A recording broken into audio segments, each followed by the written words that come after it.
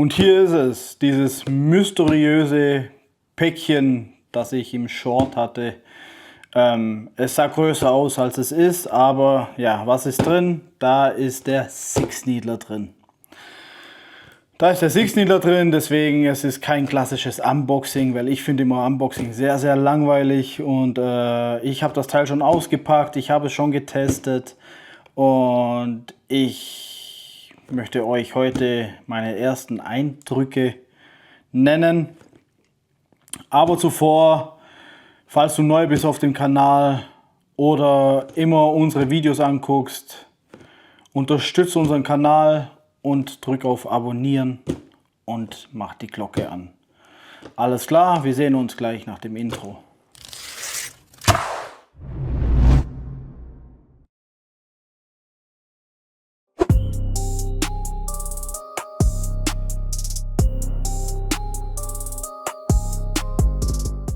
Also hier ist er, der Six Needler. Hier sind 50 Darts, allerdings habe ich 6 verschossen natürlich und 1 oder 2 davon habe ich nicht mehr rausbekommen. Entweder war er dann krumm oder die Fähnchen, die Schirmchen sind abgerissen. Weil, ja, das werde ich euch nachher zeigen. Ich mache mit euch natürlich einen Test. Hier sind die 50 Darts drin, das möchte ich euch ganz kurz zeigen. Also so ein Mini Unboxing ist es schon. Hier sind die 50 Darts drin, so sehen sie aus. Ich meine, ich hole nachher 6 raus und werde das Teil füllen. Ja, also wie gesagt, hier ist der Six Needler in den Staaten USA, wo ich sitze, ist das Teil erlaubt. Ein nettes Spielzeug ist es auf jeden Fall. So, ich mache es mal hier. Gar nicht so spannend, ich bin da nicht so, das schmeißen wir mal hier weg. Ich habe hier noch dazu Kartuschen und hier ist nochmal das Adapterstück oder wie man es nennen soll, das nochmal ein bisschen mehr Power in den Six Needler bringt. Ob ich den verbauen werde, weiß ich nicht, aber wahrscheinlich ja, um es einfach mal zu testen, ob es nötig ist oder nicht. Da halte ich euch definitiv auf dem Laufenden. So, dann räumen wir die Dinger mal raus hier. Schmeißen wir mal weg, den Karton, brauchen wir nicht. Also, wie gesagt, ich hatte das Ding schon ausgepackt. Das ist der Six Needler. Und hier bekommt ihr direkt mal den ersten Eindruck von dem Teil. Was kann ich hier jetzt dazu sagen? Und deshalb nehme ich euch direkt mit und teste mit euch dieses Teil hier. Bis gleich.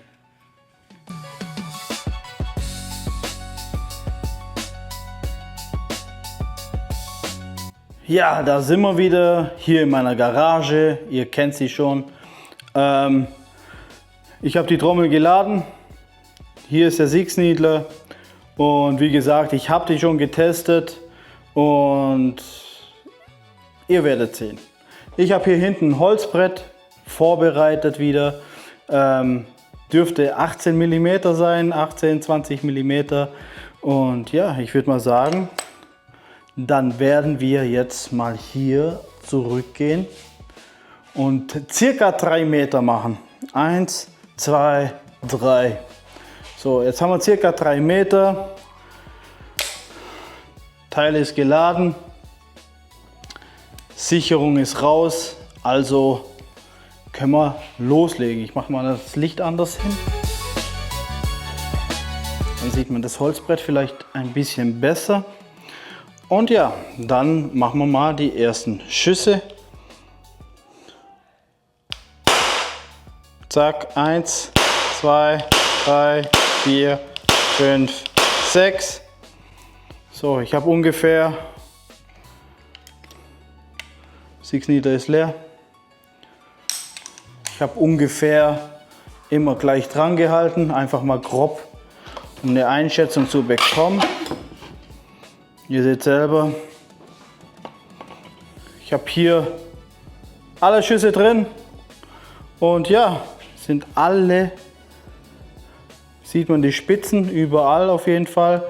Wie gesagt, ich habe schon 6 Schüsse durch, Kann sein, dass der Druck ein bisschen weg ist, aber bei den ersten 6 Schüssen, ich lege mal das Ding weg, warte. Bei den ersten 6 Schüssen waren alle so. Die waren alle so weit drin, oder man sieht es hier noch, das ist auch noch ein alter, steckt hier auch noch drin. Also, ey, wenn ich von 3 Meter solche Bretter durchhämmer, ist das schon eine Ansage. Also muss man schon sagen, also da ist Power. Und ich muss sagen, beim anderen Brett habe ich die Teile fast nicht mehr rausgekriegt. Die stecken so drin, das ist so heftig. Und ja, Teste werden folgen, definitiv. Wie lange hält eine Kartusche, wie lange hält sie mit dem Export-Kit, wie lange mit dem Originalzustand, dann kann man abschätzen, okay, so und so sieht es aus. Genauso wie auf weitere Distanzen werde ich alles testen. Wenn ihr das sehen wollt, lasst uns also gerne unten in den Kommentaren wissen, ob ihr mehr vom Six Needler sehen wollt. Ich werde das Teil so oder so testen und an die Grenzen bringen. Alles klar, jetzt sehen wir uns wieder oben.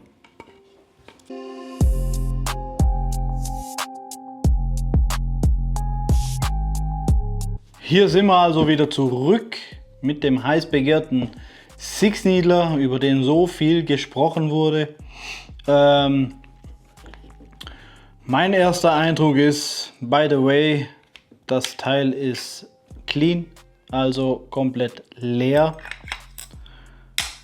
Und wenn wir schon bei Sicherheit sind, das Teil hat hier eine Sicherung, wie man hier sieht, der kleine Pin am Trigger direkt. Finde ich ganz gut, weil wenn der hier auf der linken Seite raussteht und schwarz ist, oder halt schwarz, dann kann ich den Trigger nicht betätigen. Wenn ich die Sicherung reindrücke, dann schiebt es den Bolzen hier rüber auf die andere Seite und dann ist dort eine rote Markierung.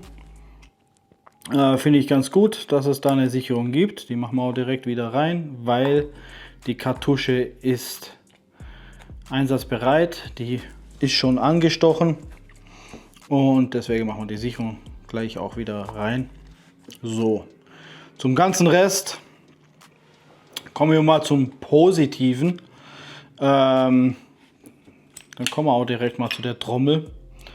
Die Läufe sind super, super glatt. Ja, das sorgt dafür, dass einfach so ein Dart, man nennt es ja Dart, sehr gut darin rutscht und so wenig Widerstand wie möglich hat. Die Trommel ist alles aus Metall, man hört.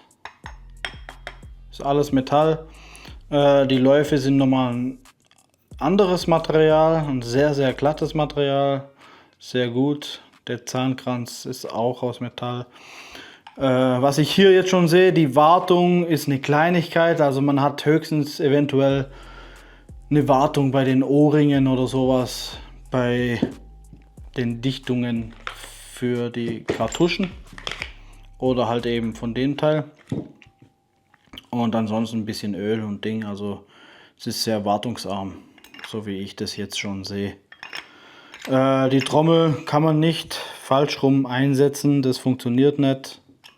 Also geht nur in eine Richtung.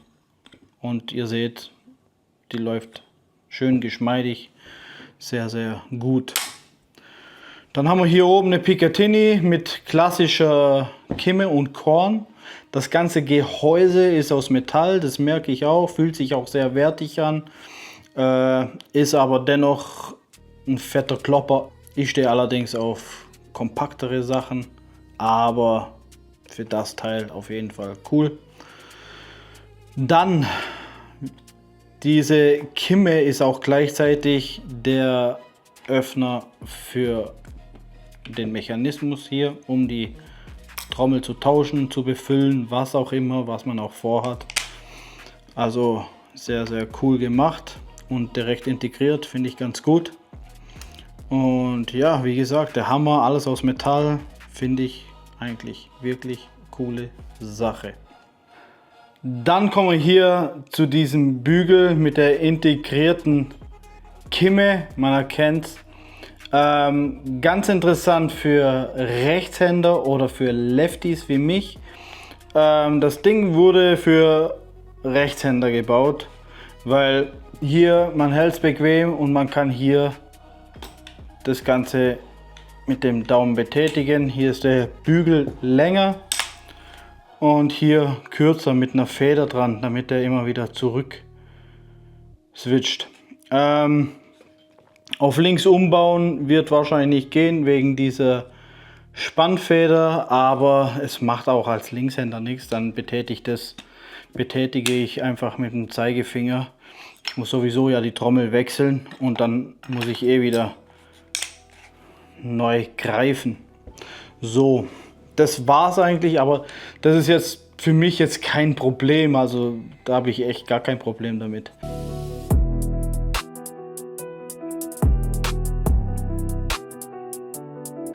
Dann kommen wir zu meinen persönlichen Kritikpunkten.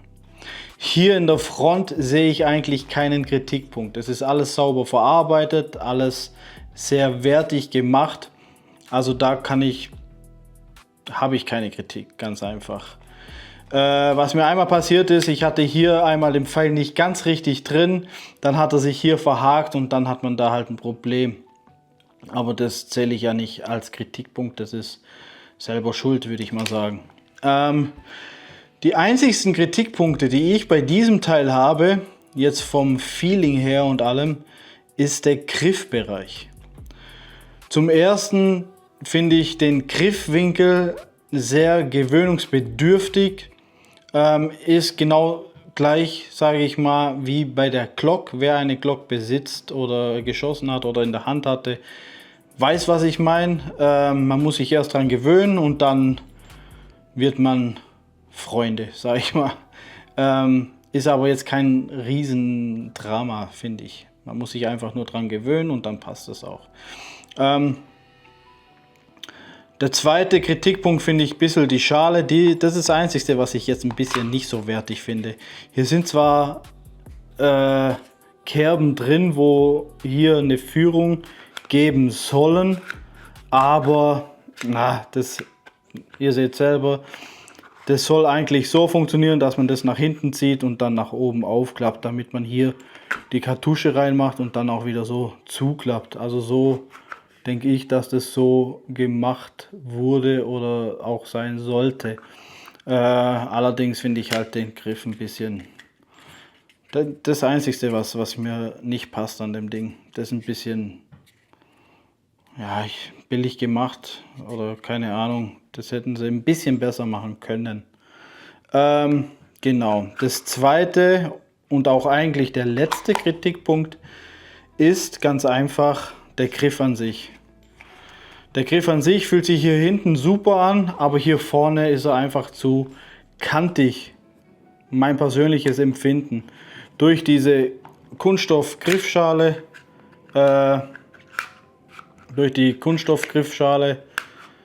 ist es halt hier die Kanten und hier zu kantig, finde ich. Da hätten sie da ein bisschen mehr Shape reinkriegen können oder hier ein paar Andeutungen, dass es sich einfach noch mal ein bisschen smoother anfühlt. Aber ansonsten sage ich jetzt, ist das Teil sehr, sehr wertig gemacht, außer wie gesagt für mich persönlich der Griffbereich, der passt mir jetzt nicht ganz so, aber ist jetzt auch kein Weltuntergang.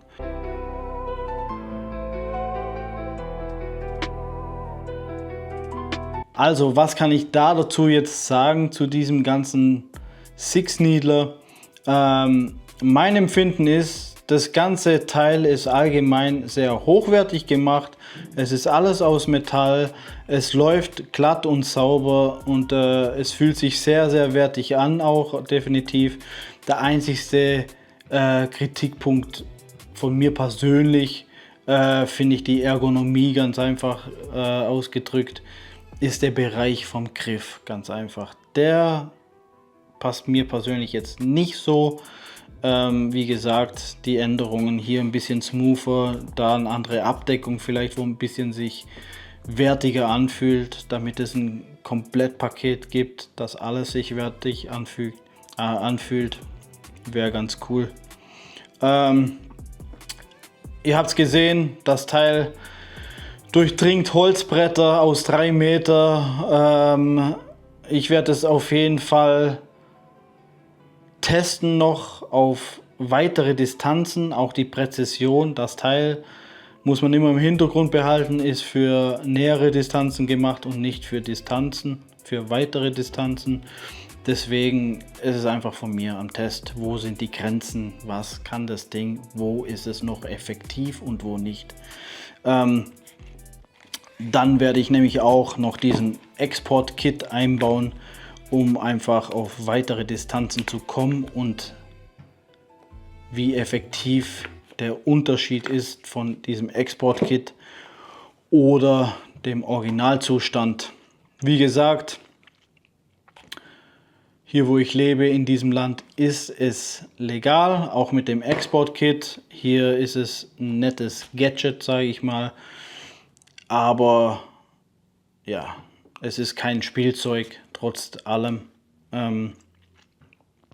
Achtet natürlich auf die Gesetzeslage, die Rechtslage in eurem Land, falls ihr so ein Teil erwirbt. Ganz wichtig. Und ja, das war es eigentlich schon. Und somit wünsche ich euch einen schönen Tag oder Abend, was auch immer. Je nachdem, wann ihr das Video anguckt. Und nochmals, vergisst nicht, die Glocke zu aktivieren bzw. ein Abo dazulassen. Wir haben 77% Zuschauer, die kontinuierlich unsere Videos angucken, aber noch kein Abo dagelassen habt. Ihr unterstützt uns damit sehr und es tut keinem weh. Es ist nur ein Klick auf der Maus. Alles klar. Dann wünsche ich euch einen schönen Abend, schönen Mittag, guten Morgen. Bis dann.